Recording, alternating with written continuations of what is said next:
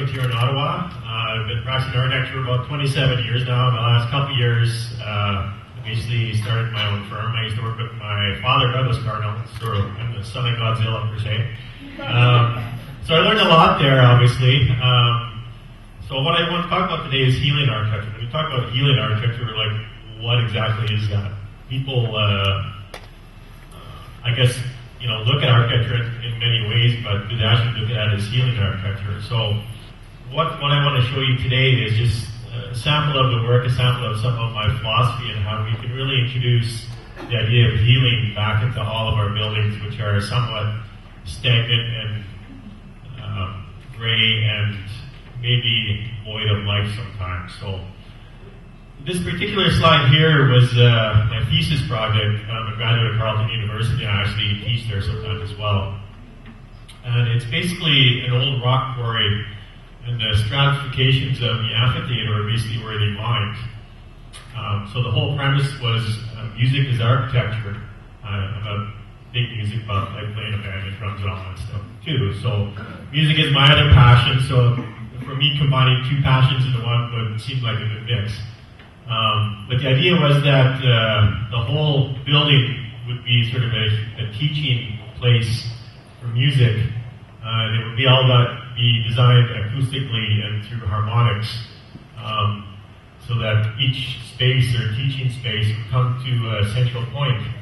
And the point between where the building met the earth was sort of a void.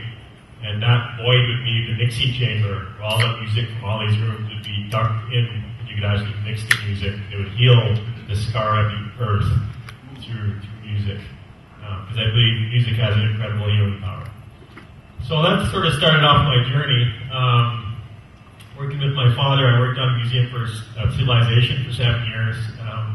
Basically doing ceilings and floors, so it gave me sort of an interesting perspective on life. So imagine 20 hours a day for 7 years just working on ceiling and floors. But it was an incredible project. I also do a lot of other things, not only, I guess I have a wide gamut of things that I've done or participated in, doing the trade show booths, the first native-run education facility, so doing schools and universities, museums. I've built a time machine.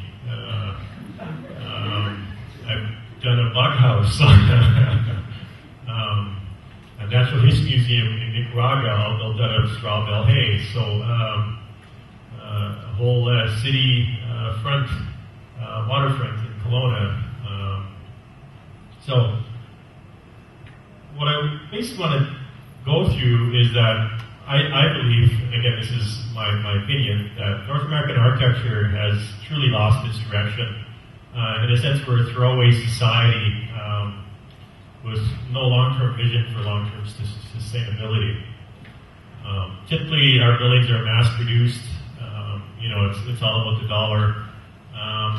And there's no real distinction from region to region, sometimes even country to country. I can go to a shopping mall and I can see that exact replica in Calgary and in Spain and everything else. So what does that say about our society? When architecture in the past was so much, there was so much meaning in everything that we did. Architecture was a true art. You look at the Chartres Cathedral in France, when they were doing that type of architecture, they truly understood sort of the power of architecture. They would understand psychology of the brain. They would understand geometry. They would understand that if you put a series of light and dark spaces together, and your pupil would see light and dark and light and dark, it would set off chemicals in your brain to feel like you're being closer to God. Again, it was a way to control the masses through subliminal or orchestrated means through architecture. Again, this is just one example. Another example is the acoustics in a church. It's all based on the Fibonacci principle in sequence. So that when you talk or sing, the acoustics redouble, so it feels like there's angels in the room behind you. And again, it's all orchestrated through architecture. But look what we're doing today. It's a sad state of affairs. So So architecture has been used in the past, again, for good and bad, as functional machines for death in Auschwitz, and functional machines for production of food. It's sort of ironic that I have these two slides together, but that's just me. I'm loving it.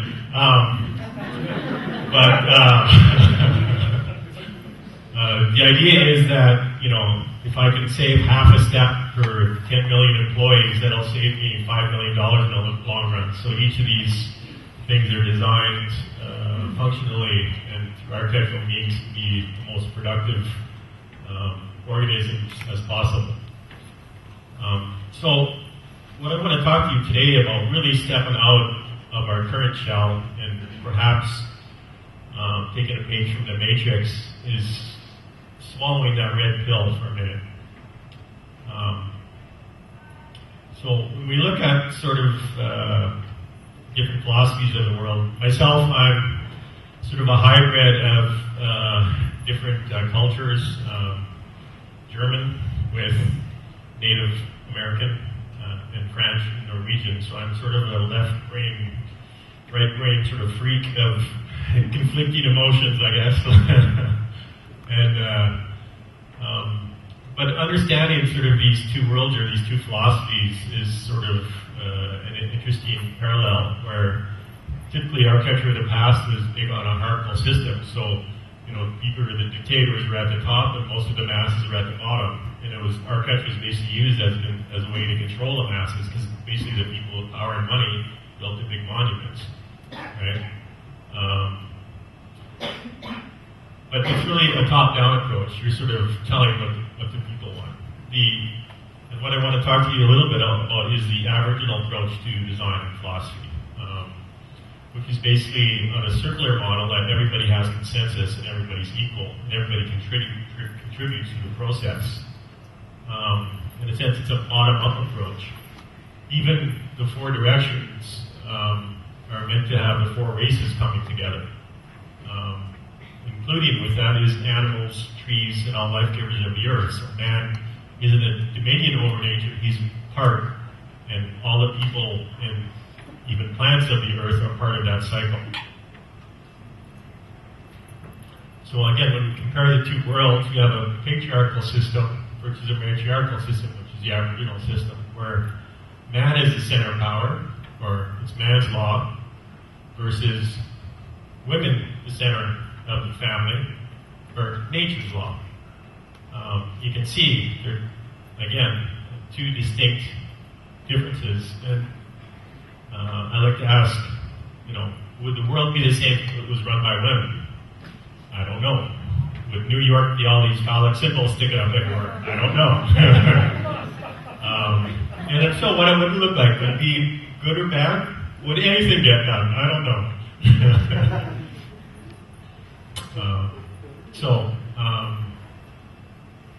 So what I believe here is that even time and geometry have a different meaning in two different cycles, where time is very linear here, sort of start, beginning, end.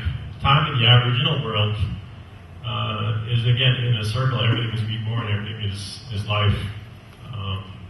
The good becomes the end again. So when you die, in a sense, you create the circle again. So sort of life coming from the east, setting, rising of the sun, setting in the west. Typically, elders and all the lodges and everything will enter through the east side. When you die, you go through the western door. And somewhere in between is sort of where ghosts and afterlife and sort of that different world exists between the life and death worlds. So, again, this side of the world is sort of, our computers are set up the same way. They're binary code of left or right, good or bad, 1 or 0. In a sense, we're almost split down the middle between heaven and hell. On the Aboriginal side, it's more like a quantum computer, where You might have a series of equations or complexities, but it's really how to encompass that overall sort of understanding and put them together to work something out. Einstein once said, if you put everything that we know in the fingertips of our hands, it would amass to sort of my thumbnail. And everything that we don't know is from my thumbnail to the universe and beyond. So what I'm saying there is that, there's power in what you don't know. And I guess as an architect, we always look at everything that we do know. Everything is the same status quo, so it doesn't tend to have us leap out in good faith of not knowing. And in a sense, science is sort of beginning to understand what Aboriginal have taught for many centuries, that evolution, sun is the center of the universe, time travel, 6 dimensions, and ancient aliens are something we've always believed in. And through time, it'd be interesting if the last couple true, actually have a scientific background. So when we look at architecture, and we look at the relation of architecture to our body and ourself and nature, you see the Fibonacci and golden ratio is that all of our geometry over here, in a sense of our acoustics, if you're going to create acoustical space, it should be based on the geometries of the ear. Even the geometries of that is a golden ratio. Even the geometries of your hand is a golden ratio of our height and everything. The same DNA sequence found in all nature. So, what I'm saying is, wouldn't it be great if we combine these two worldviews and we use sort of the native sense of sustainability and women being the power and caring and giving and healing, and sort of the man's perspective of computers and building wonderful things, and really combine those two worldviews together. In a sense, that's what we're doing now in the last couple years. I think there's a whole movement towards that. Typically, when I start off on a project, it's really about respecting the individual. I always have design consultations with everybody in the room, so everybody contributes to the design. For me as an architect, it's a wonderful thing because it means that no two projects are the same. If you look at any work I've done, you would never see sort of like the same building in two different places because it's just not right and it's just not functional. So in some of the process, because we're talking about some of these crazy intangible spaces and sort of these blue sky ideas, they'll actually bring pictures of images of what they would like to see, then we sort of boil that down architecturally and we fuse that in our buildings. This was the vision panels for the National Museum of American Indian. This was the final product there, since it's a series of geometries. This is where Obama sits, so he was the building here. Design process, again, is something different than what most architects would take a space like this, cram everything into a box and see if it sort of works out or if it is functionally right. Where I believe, again, through the native or the organic design process, is that you start with the cell and you sort of work out the genetic code for the cell. For instance, if there's a genetic code for this room, what would that look like? And it would be based around the people, right? Not off something from the outside. So you design it from the inside out, you design it organically. And then you start to relate rooms to other rooms. You build an overall matrix. Then you apply the structural, mechanical, electrical, acoustical, all these other things as well. Those are the three main disciplines. And then whatever it works out to be, that's sort of the most functional thing it can be. And again, whether the cafeteria or which is the mouth, or the anus, or the toilets, or the garbage chute ends up where it is, ends up where it is because that's the most functional way that building can be. And then you put it on the site, and then you let the sun, wind, rain sort of shape the positioning of the site. And that way you can really design something that is truly sustainable, functional, and organic, and around people's needs. Now, we have these wonderful technologies today where we can pretty well do everything we want. Back in the 80s, that was me sitting on a computer doing parametrics and working on, probably it was like a pre-AutoCAD system. we need to do that because we were building these crazy organic structures, and it was impossible to do that in a construction wise to actually get those exact geometries built in the real world. So this was the latest project we were doing in Tennessee. We're actually taking body scans of a full human, and you can blow them up to 60 feet, and you introduce architectural intervention, and you actually can build a 60-foot high human with all the veins and everything in it. You can have the kids slide down the arms. You can go into the brain, play with the eyeballs. Go into the ear, learn about acoustics. Go in the other ear, learn about balance. So just amazing things what we can do with computers nowadays, and how they would lend us to introduce beautiful and creative things into architecture. So one fact is, did you know buildings are only sucking the cars and creating pollution? A lot of people don't know that. So we're talking about sustainable, everybody's fixing cars, but what are we doing for buildings? Sure, there's a LEED system, but does that truly quantify as the way things should be going? In a sense, I have a lot of reservations about the LEED system because, in a sense, it only became fashionable to be sustainable. But I guess it's all said about that. So when I'm talking about sustainability, I'm talking about a long-term or a larger plan. I've sort of worked on some very large projects, right, from doing whole cities all the way down to small buildings. This was 65,000 acres in Kamloops, where we actually planned the whole building or site to map animal paths, to map historical sites, to map endangered species, to map growing vegetation, to map recreational areas. So you would basically map out the whole plan, and everywhere that the land could be used for something, that's where you put your house.